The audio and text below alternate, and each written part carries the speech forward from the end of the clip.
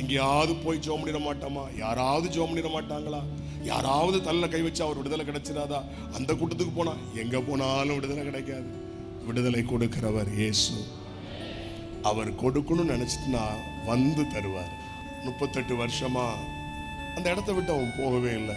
சுகம் கிடைக்காட்டா கூட பெதஸ்தா குளத்தை விட்டு என்ன செய்யல, போகல. அவனுக்கு ஒரே ஒரு நம்பிக்கை இருந்துச்சு. நான் ஒரு நாள் அதை வாசிக்கும் போது 38 வருஷமா எப்படி நம்பிக்கை இழக்காம இருந்தான் அப்படிங்கிறது எனக்கு ஒரு ஆச்சரியமா இருந்தது.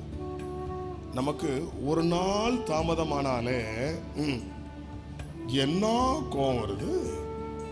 ஒரு நாள் தாமதமாச்சுன்னா என்ன ஆண்டவரே தோத்துறோம்.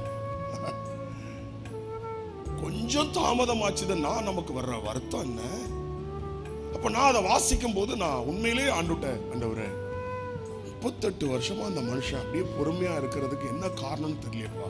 அப்போ எனக்கு ஆவியானவர் உணர்த்தினது ஒண்ணுதான், அநேகர் சுகம் அடைவதை கண்டான்.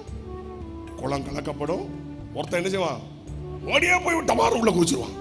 நான் நினைக்கிறேன், நான் போகிறதுக்கு முன்னாடி அவங்க என்ன செஞ்சிடறாங்க, முந்தி இறங்கிறாங்க. இத்தனை பேர் சுகம் பெறும்போது எனக்கு சுகம் கிடைக்காதா? ஸோ அவன் நம்பிக்கையை மட்டும் என்ன செய்யலை, இழக்கவே இல்லை. ஆனால் அந்த நம்பிக்கை அவனை வீண் போக விடலை. எல்லாருக்கும் ஒரு விதத்தில் அற்புதம் நடந்தது. ஆனால் அவனுக்கு மட்டும்தான் இயேசு வந்து சுகமாக்கினார். மற்றவர்கள் பெற்றுக்கொண்டார்கள், அவர்கள் யாரென்றே நமக்கு தெரியாது. இவன் ஒருவன் தான் பைபிளில் எழுதப்பட்டிருக்கிறான். சில நேரத்தில் தாமதமாகுதுன்னா ஏதோ ஸ்பெஷலா தரப்போறாருன்னு அர்த்தம்.